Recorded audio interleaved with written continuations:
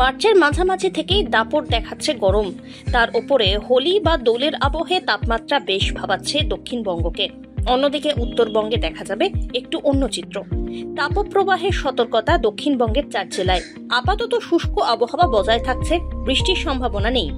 উত্তরবঙ্গে ঝড় বৃষ্টির পূর্বাভাস জারি রয়েছে উপরের 5টি জেলায়।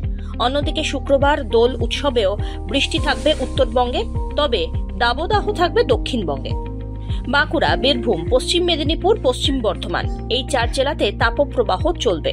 স্বাভাবিকের থেকে প্রায় 5 ডিগ্রি বা তারও বেশি থাকবে এই 4 জেলার তাপমাত্রা।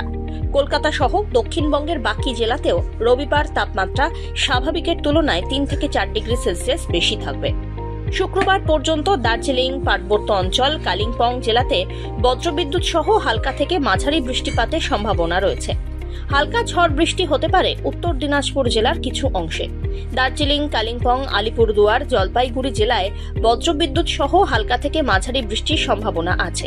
বৃষ্টির সঙ্গে 30 থেকে 40 কিলোমিটার গতিবেগে দমকা ঝোড়ো বাতাস বইবে। দার্জিলিং, কালিম্পংয়ে বৃষ্টি চলবে শুক্রবার পর্যন্ত, তবে উইকেন্ডে থাকবে শুষ্ক আবহাওয়া। তাপমাত্রা বাড়বে উত্তরবঙ্গে। উত্তর এবং উত্তর পশ্চিমের গরম হাওয়ার প্রভাবে লু বইবে ওড়িশা এবং ঝাড়খণ্ডে। তার প্রভাব পড়বে বাংলার বেশ কয়েকটি জেলায়। আগামী 5 দিনেই ক্রমশ তাপমাত্রা বৃদ্ধি পাবে। সর্বোচ্চ তাপমাত্রা 2 থেকে 4 ডিগ্রি সেলসিয়াস পর্যন্ত বাড়তে পারে উত্তরবঙ্গের বিভিন্ন জেলায়। সর্বনিম্ন তাপমাত্রা 2 থেকে 3 ডিগ্রি সেলসিয়াস বাড়তে পারে বলে অনুমান আবহাওয়াবিদদের।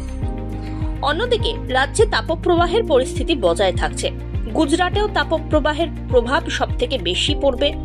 রাজস্থান এবং গুজরাটে বেশিরভাগ এলাকায় তাপপ্রবাহের পরিস্থিতি থাকবে।